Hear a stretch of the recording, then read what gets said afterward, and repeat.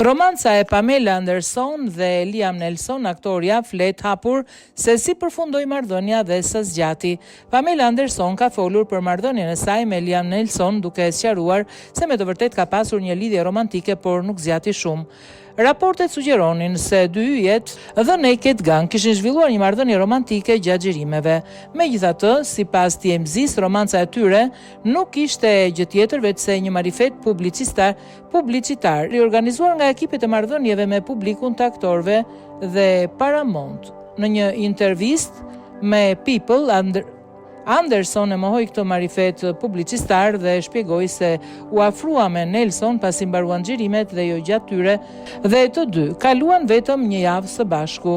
Nëse doni ta dini vërtet, unë dhe Liam patëm një lidhje romantike për një kohë, por vetëm pasi mbaruan xhirimet, pohoi Pamela Anderson. Të dy kaluam një javë në shtëpinë e tij në New York. Unë kisha dhomën time, të dy asistentët tan erdhën, madje edhe antarët e familjes erdhën të na shihnin, përshkroi ajo. Më pas tha, shkuam për të ngrënë në një restorant të vogël francez, ku ai më propozoi si zonja Nelson e ardhshme.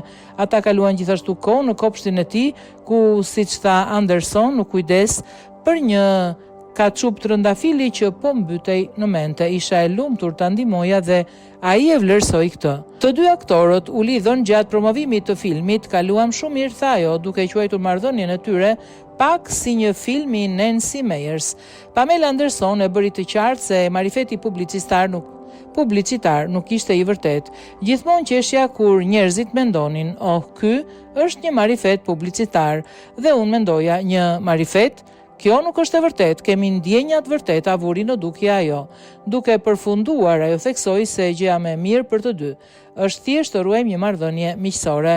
E dua Liam, por ne jemi më mirë si miq, për të qenë plotësisht e sinqert, ka përfunduar ajo.